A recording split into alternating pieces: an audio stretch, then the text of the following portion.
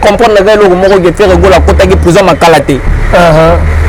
oya bakuluna banini bano fungula yende te tola zaki na prison ya mundele ba makamona pa mindele za la raté prison za bien structuré tu comprends donc c'est à dire que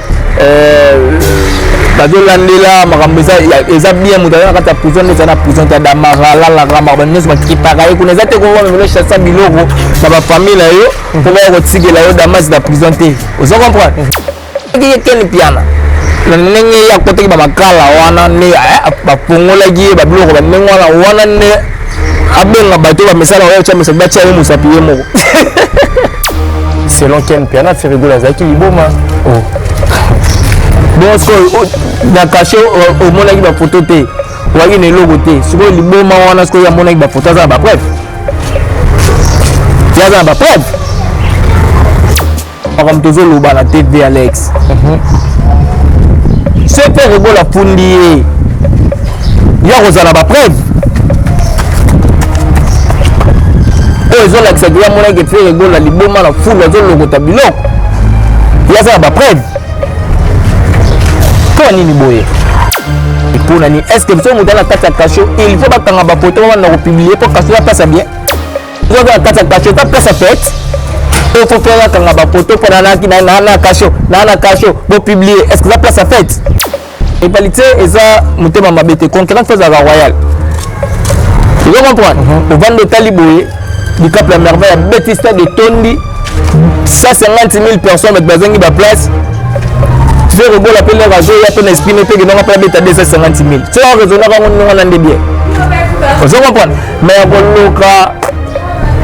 ya koloka ke muninga soka bete siminga na longo la bilamba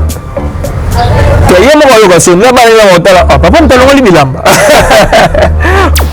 ba misa ko la comprendre que bango ba commencer à makambo wana pour ba flataka ba mission vous comprenez et ba misa bele ba comprendre bref héritier watana bemta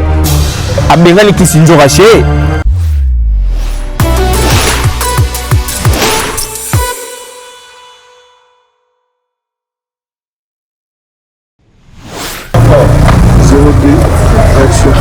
Merci à l'internaute, tous vos auditeurs partout dans le monde à travers Concept et Touch TV, votre chaîne d'actualité. Vous abonnez massivement, vous aussi toujours, vous partagez ma vidéo, ma commentaire, ma vidéo, ça fait toujours ma tasse force. Un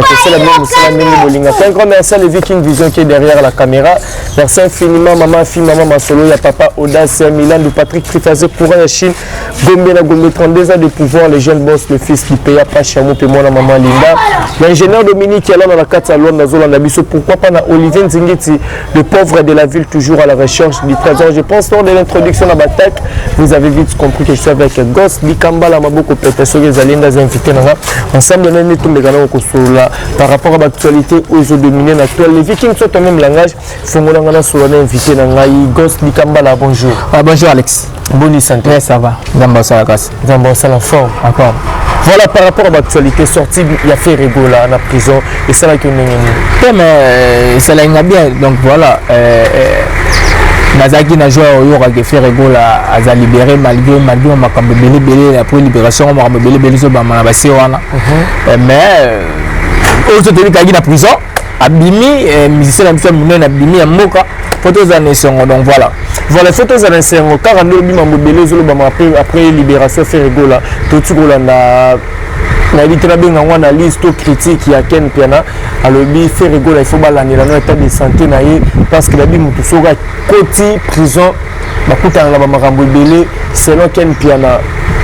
ba pasoli fait rigola na sima donc ba bêtier vraiment donc c'est-à-dire il y a pesa yi na sima ba bêtier na sima ba pasoli mako fongoli makolo ba biloko no ba proposer de celle vraiment bien te vraiment na ba télé kota la ba mikolo nde balanda biso ko komoka Ken Piana ko tenir ba propos bon envers l'artiste fait rigola autour les canons na ba moment de difficulté la libération ko tenir ba propos bon envers une artiste ça la konde mais Ken Piana bon je sais pas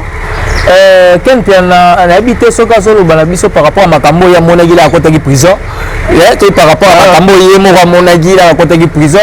ceux qui mo nem ba fungola tout cas la habité. Ceux qui pour ne ba ba ngolo ceux qui a habité qui la pour la kata mai. Habité comme ça expliquer biso makambo ya ye mais comprendre que le mo ko faire go la côté de prison makalate. Oya bakuluna banini bano fungula yende te frère azaki na prison ya mundele ba makamona pa mindele za la raté prison za bien structuré tu comprends donc c'est à dire que bazo landela makambo eza bien mutana kata prison na prison ta damara la rama banneso bakipaka kuna za te ko ba chassa biloko na ba famille yo pour ba kotigela yo damas da prison te tu comprends donc ba makamona soki ken piana nenge ya côté ba makala wana ne ba pongola gi ba biloko ba nenge wana ne abenga bato ba mesala wa cha mesala ba cha musapi yemo ozo comprendre ba cha musapi yemo atika leader tranquille vous avez fait ça na ba chaque jour na ba ndeko na biso nte ba ba mso to lo ba TV c'est très important faire o yazo lo bela bongo aza patron ya entreprise munene o za jet set on va nous mettre des gol bakar va te foutre là-bas parler vous comprenez yo poni na ora bo bando koloba bêtise mutu aza parent za la moitié na bana na vous comprenez d'ailleurs ba prison on to ko test to bi ke za makamba famille vous comprenez parce que mutu bongo yo zo le la TV pour le bêtise ba papa ba maman ba to ba la biso vous comprenez ba mériter quand même respect na biso bazaka pe bazo batende batala biso na ba TV vous comprenez Alex Nant exactement que quand la TV yeka ko zo bandiko lobo n'importe quoi lobi n'importe quoi lobi n'importe quoi lobi n'importe quoi habité à Ken Piana zo da chroniqueur vraiment voilà tout fan na Ken Piana par rapport à mamanzo lo barobi prison faire rigolo azaki na prison te parce que tikalo mona batikali to tikali comment on en fait parce que biso mono tumorote a moni photo à faire rigolo à publier que nenga za na prison bien tikalo mona photo à faire rigolo na prison te c'est l'un faire rigolo azaki na prison te il paraît-il azaki malade yango bomba kina nous pas luka peut-être à se faire soigner ba propos moi ya bongo oboso muta na bien boso muta malade ya malade ya malade ya ba mitu paste ba malaria te malade moi qui paraît-il selon Ken Piana fait rigolo azaki liboma bon ce que na caché au mona ki ba photo te waki ne logo te ce que liboma wana ce que ya mona ki ba photo za ba preuve ya za ba preuve ya Alex Ngan ya za ba preuve c'est tout le monde makambu TV za ba place ba ko luba makambu photo contrôler makambu tozo luba na TV Alex c'est fait rigolo fundi ya ko za ba preuve zo la tsagia mona ke fait rigolo la liboma na full zo lokota biloko ya za ba preuve pour nini boye poni congolais toi mitema mabe pour nani est-ce que so mutala kata kasho il faut bakanga ba photo wana ko publier pour kasho la place bien est-ce que vous avez kata kasho ta place faite il faut faire kanga ba photo pour nana ki na kasho pour publier est-ce que la place faite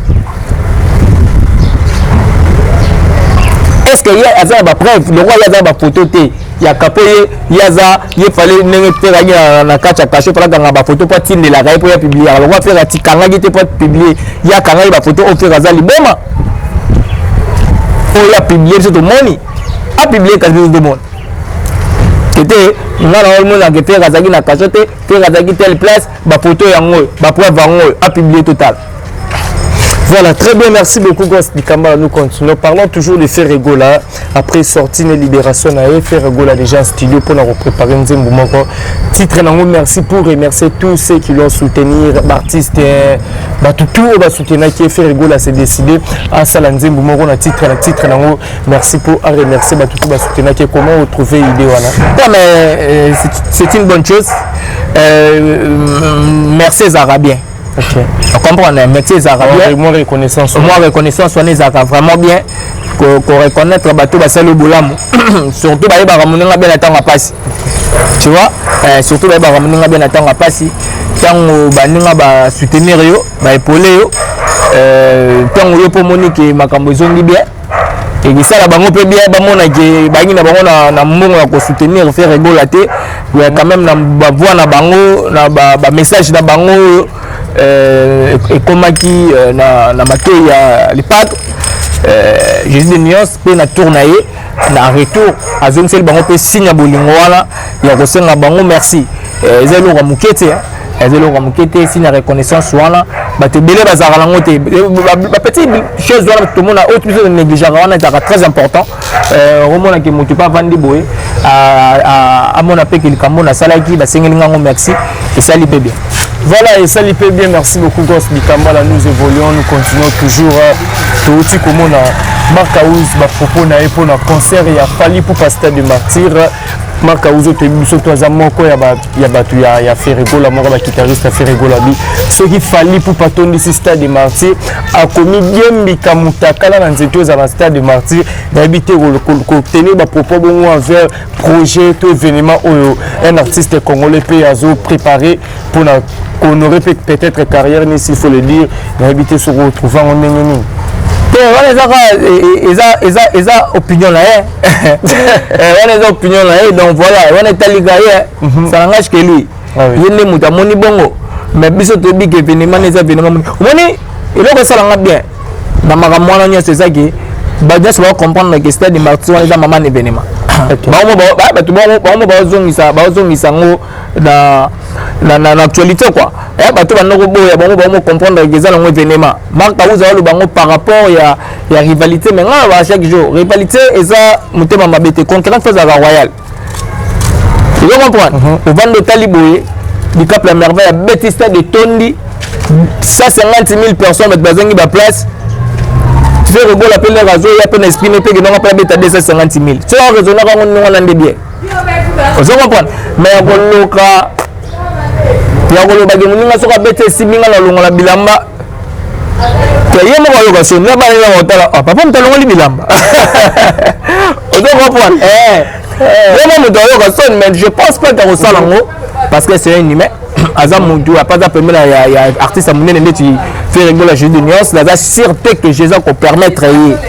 ozo comprendre je suis pas sûr que Jésus de nuance ko permettre y ta longola bilamba parce que même faire rigoler biki rival na wana a beta stade anesim voilà beta stade wana au Simba to sur les solos concerné clan Wengina Latino à faire papa na biso l'équipe papa na bango papa na bango wana ezokende mabegos ni kambala na été sur trouver en deni to moni babindombe même papi les princes bodi les manzaka kolobaki papa na bino l'équipe papa biso to boité papa na bino à l'équipe papa biso na kimuibi papa na bino l'équipe papa na biso na ko violer papa na biso boye papa na bino boye na ba clash wana ndenge kende de part et d'autre ndenge zo beta ba va et vient bongo pour na ba leader d'artiste et musicien na biso na retrouver en demi te talibango bon les musiciens ce qu'ils ont compris la musiciens ce qu'on va comprendre que bango va commencer à makambo wana pour ba flatter ba musicien vous comprenez et ben musicien belé va comprendre preuve héritier watana bemta abengani kisinjo raché yango kisinjo waga zongi bona ko moluka ko créer pas on pas confi vous comprenez c'est ça pourquoi ba bengani pas héritier watana parce que ayaki po lobaki mabe moko boye to na wenge je comprends et c'est ça on a compris que ça na lobina kangamana yanzora non on a pas problème na ba venanga je comprends alors que moi j'ai pas de problème avec eux na cause de problème na bango te po na nzora yango mona mosege na nzora nous au vandi chenga tranquille biso moko ça va la porte est ouverte je comprends la porte est ouverte donc nous va aller tranquille je comprends et ça avec clair donc le nom n'est pas comprendre rango n'est pas fallait comprendre rango n'est pas faire rigoler pas comprendre rango je comprends donc là pour nga na bi que ça rango ba flatterie moko boye papa na biso legi papa na bino na nini parce que oui raimo na ngamble nga vandi boale saka moi si na yali saka bana na ko fa ya otiki la bongo lokote ndenge moko pe ndenge pe ko fa vanda na moi si na bana la ikula oui ka ba na otiki la bango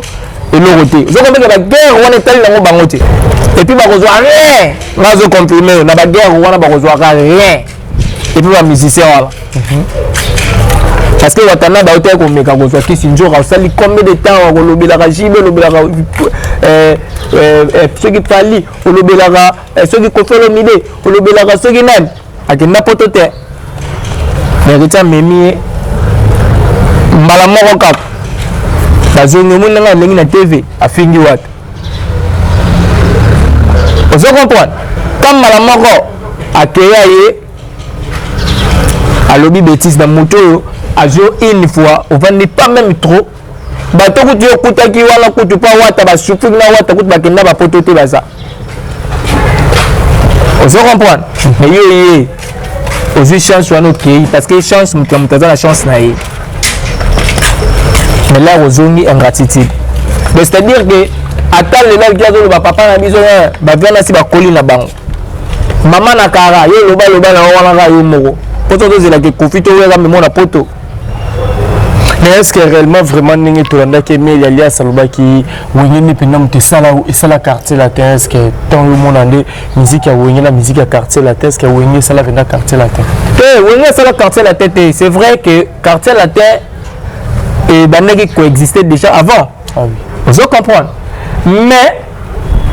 wengeni yaki ekina idéologie na ngomoko boye oyo memaki exact fait comme mutalanda te idéologie wenga yaki nango wana biso na musique na biso ya Congo eloko soki epesi makambo eza lelo te bakwasa kwasa ezalaki ya nani na beta yango te ozo comprendre ya mpe bango mpe bana idéologie na bango ndombolo mpe ye ekangaki mpe yaki mpe évident ke baninga mosusu mpe baya mpe babeta ozo comprendre Koffi Olomide mpe loko azalaka sage amonaki ndombolo yango mpe na beta. Vous comprenez? C'est ça. C'est que bon, par rapport à la guerre d'esprit, nous avons un danger. Nous avons mais Koffi a dit que nous avons un bêta. Vous comprenez? Nous avons un style, bêta. Et puis Koffi a un style de tchatcho. Ok. Mais Nati le collabis tchatcho, c'est style à Koffi Olomide encore rumba Koffi a se plongé trop dans style wana. Moni banati le collé et banati le collé les Koffi na ma musique père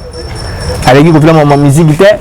tant on rumba bando beta banati le collé na ba botami pété ba okuta ba rumba et loko moko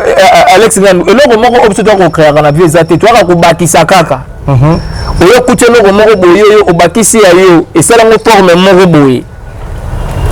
vous comprenez le temps va retourner c'est évident que yo moto yaki no loko na parce que to bi net lingala lingala bakanda oto loba et même lingala te vous comprenez le sur le bien d'être exemple changa plan là et comment na banenge belé vous comprenez et ça même lingala te donc maintenant ce to les ara lingala vous comprenez c'est vrai que tout ça c'est vrai que rumba ezalaki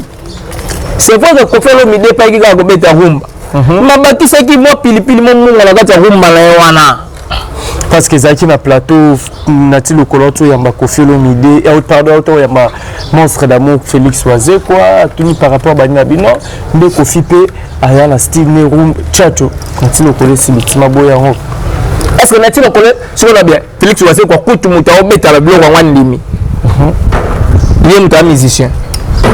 andimi bon Nati le Coloto c'est au boy Adazo boy attends Nati so boy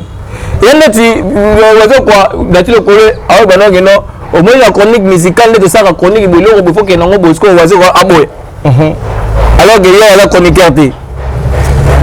est-ce que monsieur Nati ko pas ndimi que il y a photo et que dakabongo attends wazo kwa so boy to biso to bi que no za kabongo mais ce que il wazo kwa yebi que za kabongo ne chat wana ndi yango o ko fa yango ce que Nati le Coloto so boy Comment qui en fait voilà très bien gosse du Kambala qui n'a vraiment vers la fin mais tout que clôturer mission de ça qui est tout l'événement où ils allaient le 29 octobre il a fallu pour pendant stade de martyr déjà tous en mois d'août je pense c'est déjà août septembre octobre 2 mois pratiquement pour un concert mais jusqu'à là tout le monde ni par nos publicitaires ni de banderole aux annoncés bien que tout Hollanda marche de soutien au Warrior Babima qui pour nous soutenir Fally pour Bazana ba t-shirt parce que là qui marche Colomba Victoire Stade de Martyr mais jusqu'à là na ba point chaud au télévision événement zande tomona qui a wengé il y a Fally pour pas jusqu'à le moko ezate est-ce que peut ça vraiment moi motivation vacuum ya concert mais abandonné déjà pour promotion ya nini propagande na déjà bandaki yango là ka concert ya nini ya wengé et l'équipe affiche na bimaki ça fait partie ya ba promotion déjà non et affiche bimaki mangé pesa ki ba polémique ba nini mais na ba réseaux sociaux et nazo sala ngo progressivement so talo mona eza la fiche moko oyo Fally azo partager ka bazo publier ka par-ci par-là ba programme na nyonso ouais ba calendrier c'est bien établi donc azana mon mtana ndenge na mimilaka stratégie na donc c'est bien établi donc azana concert telle place azana concert telle place na kati ya fiche na mona ke concert ne pe les 29 ezali donc ça par rapport ndenge ba changer stratégie na bango donc c'est quand ça azosala progressivement abetaki azalaki na poto concert mo fale beta na braza baninga msusu bamasa msusu batikalaki na mikili msusu bakataki baye braza ozomoza continuité ozokopa bamsusu bazalaki na kina balandaki barentrezaki équipe na braza epo babeta baconcert ezala ngola babeta ezokendeka bongo ti omona mpe jour pa martyr mpe ekebetaka ndenge kaka bakokende ndenge programme ekendelele voilà ndeka programme ekendele ba stratégie net nini oyo kiomona keno esengeli msusu na artiste en tout ça la pour la réussite les sous-soumis il y a concert mais dicap la merveille déjà Alex Ngandu abetaka déjà la bloc wana excusez-moi abetaka na déjà ba concert wana ya ba libanda voilà on est à 80 000 mais voilà azana bureau eza soudé OK azana bato ya mayele yango de ça la casa la peka parmi les premiers